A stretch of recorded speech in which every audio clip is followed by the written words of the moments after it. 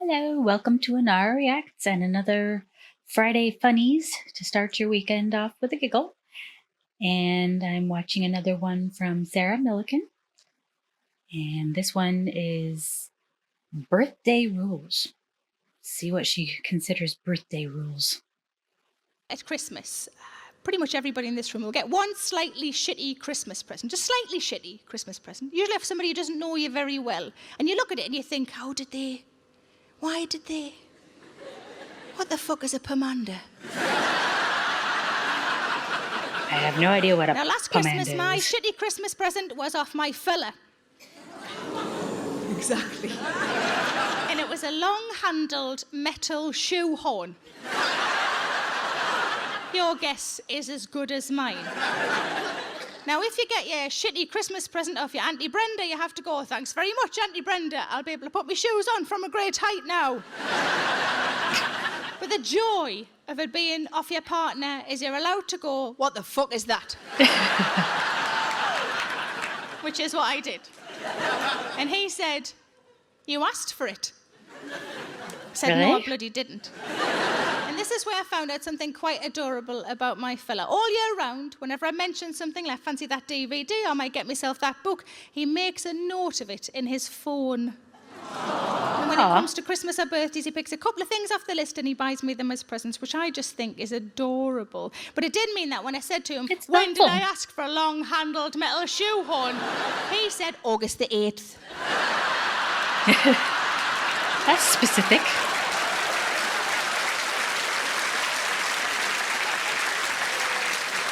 At 8 p.m. The only possible scenario I can think of where this might have happened is maybe I was trying a dress on that was a little bit too tight. And to try and make myself feel better and laugh it off, I said something like, oh, could do with a shoehorn to get into this. That And kind of instead shoehorn. of giving me the cuddle that I clearly fucking needed, he made a note of it in his phone. Shoehorn, that's what she wants. But you know, some people are tricky to buy for birthdays and things. If you have somebody in your life like this, then listen up, this next thing might be useful for you. We've got a birthday rule. Our birthday rule is that if it's your birthday, you get to make all of the decisions all day for both of you. So my fella's last birthday, his first decision, he said, I want to lie in. Excellent, happy with that. We had a lie-in. Second decision, he said, I want a sausage sandwich, which was not the euphemism I was hoping it was. I was all like, should I be the bread? Oh, you're putting the grill on. Okay. An actual Third sandwich, decision, lady. he wanted to go to Warwick Castle. Now, I'm sure some of you may well have been to Warwick Castle. I'm sure the castle part of it is an absolute delight. We didn't get to do that bit. The only bit he wanted to do was the dungeon. He likes reading horror stories. He likes watching horror films. I don't like any of that sort of thing. I don't like being I'm not big scared. on horror films either. I'm not a massive fan of the dark, if I'm brutally honest. I'm a bit of a wuss. And I thought this whole experience is going to be horrible for me. But birthday rules, we have to go. So we go to Warwick Castle, and at the door to the dungeon is a man. And the man has fake blood on his face and hands and is dressed in some sort of costume. And being a little claustrophobic as I am, I thought this is about to include two of the things I hate the most. Enclosed spaces and fucking actors. Because it wasn't like a museum, it wasn't just glass cases with things in to look at and little bits of writing that you don't bother reading because it's boring. It wasn't like that. It was properly interactive. Every room had a different scenario. There were volunteers required throughout, and there was always a chance that somebody was going to jump out and frighten the living shit out of you. Oh, no. Now, I knew I was going to hate it, and it was proved right as soon as we started to walk in. Now, one thing to point out as well, I guess these tours normally have 10 or 12 or 15 people on them all going around as one. I don't know why, maybe just because it was a Tuesday, but it was only two of us. So every time they needed a volunteer, it was me or him or both of us. And also, it was the final tour of the day. Great. We'd overheard a couple of the actors talking outside, saying that if we hadn't turned up, they would have all been able to go home an hour early. So they already didn't really like hate you. us. Now we go down the stairs at the beginning, and I already hate it because it's dark, it smells funny, and there's sort of, the walls are kind of running with water. It's horrible. Birthday rules, we have to do it though. Now we go into the first room. The first room is quite well lit. It's not too bad. It's a courtroom, and there's a man playing a judge, and just me and my fella. We are both tried. I was tried for being a witch. Rude. And he was tried for weighing in a well. Apt. Okay. They're both sentenced to death, which I thought was a little harsh. Really? Yeah. But I thought, if it's Bit all harsh. like this is going to be okay. Now, how wrong you can be. You go into the next room. The next room is completely pitch black. So dark you can't see your hand in front of your face. And it's also completely silent. Now, I'd been linked into my fella holding on for dear life. Somebody came up behind us who we couldn't see and just unravelled us and separated us. Put him over the other side of the room. So I couldn't see him. I couldn't touch him. But every now and again, I could hear him say, "You're going to be all right. You're going to be all right." Because he knew the Says state you. I was getting myself into, already starting to shake quite a bit. Now, they left us in the darkness and the silence for about a minute, and then a bright white light flashed, and an old lady screamed in my face. Oh, I great. don't know which bit of history that's supposed to represent, but it felt very much like Christmas with me Nana. Interesting.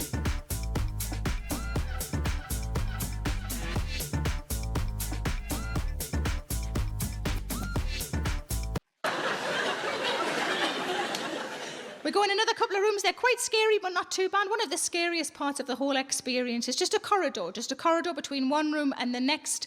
But it was dimly lit, and there were horrific things everywhere we looked, until we realised halfway along that they were mirrors. At one point, I'd whispered to my fella, "That monster's got my top on."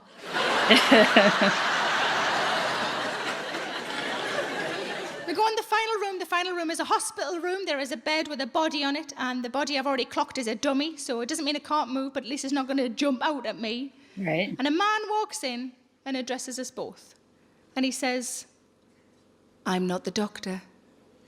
So I went, Okay. "Okay." Then he went, "The doctor died of the plague." Lovely. Ah. Then he went, "I'm the cook." And I thought, "Oh, snacks." Apparently not. I don't think He so. said, "I'm the cook and I'm replacing the doctor because I'm the only other one who knows about anatomy." So I just went, Nah. "Promotion, well done." And he walked forward and he stood just in front of me. And he was so close to me, I could feel his breath on my face. Oh, no, thank you. And he looked at me and he said, "You don't look very well." And I crumpled. "I've just got a bit of a cold." And then he said, "I think you need some treatment." No, thank you. "I'm taking dinners. And I've got some tunes in my handbag. Why don't you do it to him? It's his birthday." And then he said, "I think you need an operation." "Happy birthday to you, you shit." That's horrible. Took me by the hand, he sat me on a seat, and he pulled around us both a very thin white muslin curtain. We are within the curtain. My fella is on the outside of the curtain. We are now the show. My fella is the only audience member. This whole fucking thing is just for him. The Great. cook pulls out a knife, this sort of size, maybe like a dagger, and he shows it round the front of the curtain so my fella can see it really clearly. He brings it back round again, and he presses a button on the chair behind me, which is the sound effect of a woman screaming. Pulls out another knife, Great. maybe like a machete, this sort of size, and again he shows it round the front of the curtain so my fella can see it. Brings it back round again, presses another button of a woman screaming. Now, by this stage, I am physically shaking from head to toe. My palms are sweaty, and I feel quite sick. But all I can think is, I wonder what we're going to do for my fucking birthday. Something you actually want to do, or what you think will torture him most? Because my birthday is after his, my birthday no longer becomes about what I actually might want to do, but about what he will fucking hate. Yeah. Saw that coming.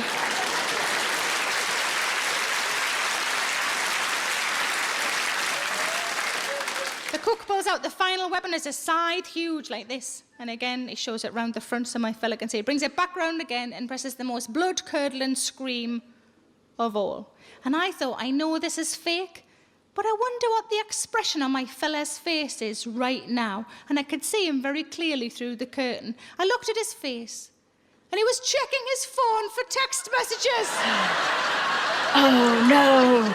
As we walked out, I said, I can't believe you were playing on your phone. He said, to be honest, I was just surprised I could get a signal down there. She's going to kill you.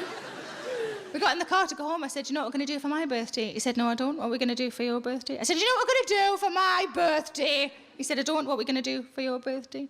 I said, we're going to talk about our feelings for 9 fucking hours. That'll show you.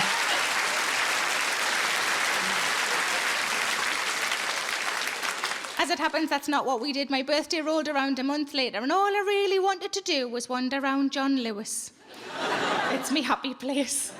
Wanted to wander around the homeway section touching things. That's all I wanted to do. So we go to John Lewis, we're in the homeway section, but the whole time he is 3 or 4 paces behind me playing on his phone, and I thought, oh, this isn't fair. I was disemboweled on his fucking birthday. And I should have learned from earlier experience that it is not good to take shopping. On a previous occasion, we'd been in a different department store. I decided to look for a new dress.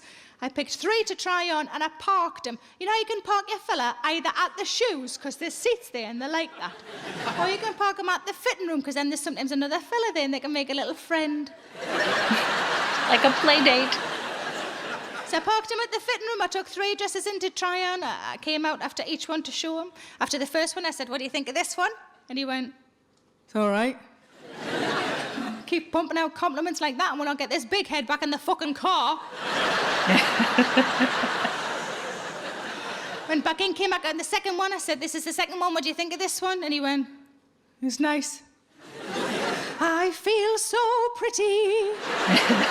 Went back in, came back on the third one. I said, this is the best one. This is my favourite one. I've saved the best to last. What do you think of this one? And he went, yeah, you could wear that one outside. Really? The other 2 you couldn't wear outside? Wear fucking nighties. So I should have learned from that experience, but I had not learned from that experience. We're now in John Lewis, in the homeway section, on my birthday, and he is 3 or 4 paces behind me, playing on his phone like a petulant teenager. And I turned around and I said, oh, this isn't on. He said, what's the matter with you? I said, no, this is my birthday. You need to pay attention. You need to be interested in things. You need to be present. And he said, sorry, love, and he put his phone in his pocket. He said, what are we looking at? Show us what we're looking at. And I said, I've been looking at the duvet covers, and I found one that I liked. It was nice and bright and flowery. I said, I like this one. What do you think of that one? And he looked at it and he went, that's horrible. And I thought, well, I did ask for your opinion, I suppose. Maybe you should get your fucking phone out again. Well, you did ask. I said, I like it. What's horrible about it? And he looked at it again and he went, it's loud, it's gaudy, it's for children. And he must have seen my face just drop, because this is not what my birthday was supposed to be. And he wanted to fix it, because he is a lovely man after all. And he was so convinced that the next thing he said was going to make everything okay. Oh, I'm sure it didn't. It's very you, though, love. Oh, my. Yeah, that comment did not help his case at all. Well, hope you have a good weekend. Hope that starts your weekend off with a laugh. Remember to hit like and subscribe.